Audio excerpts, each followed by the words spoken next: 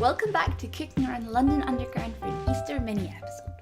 We're heading to Devon's Road on the DLR to attend the Bun Ceremony at the Widow's Son, where every Good Friday a sailor hangs a hot cross bun above the bar to remember those missing at sea.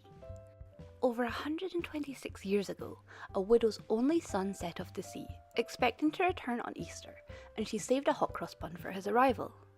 He never returned, but she continued to keep a bun for him for every year of her life, hanging them in a net from the ceiling of her cottage.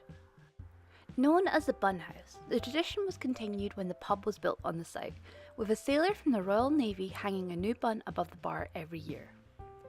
Though a pub fire in 1980 destroyed most of the original buns, the tradition continues today, with drunken karaoke and a new bun being added to the net.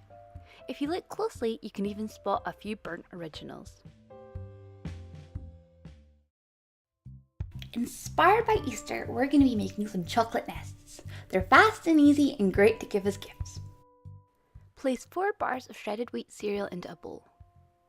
Crush the bars with your hands until nice and crumbled.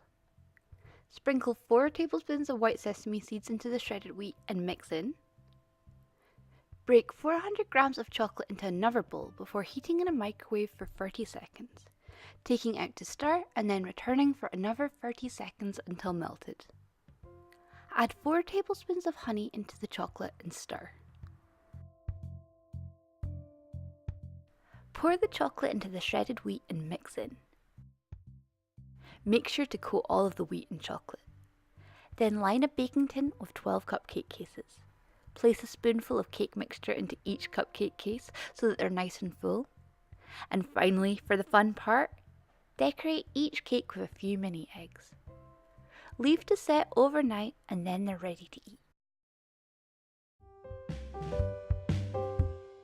We'll be back soon with a full episode of Cooking Around the London Underground, so make sure to like and subscribe for all the latest updates. You can find lots more recipes and crafts online at cutoutandkeep.net, or keep up with my adventures on my blog at catmarley.com. But for now, have a lovely Easter.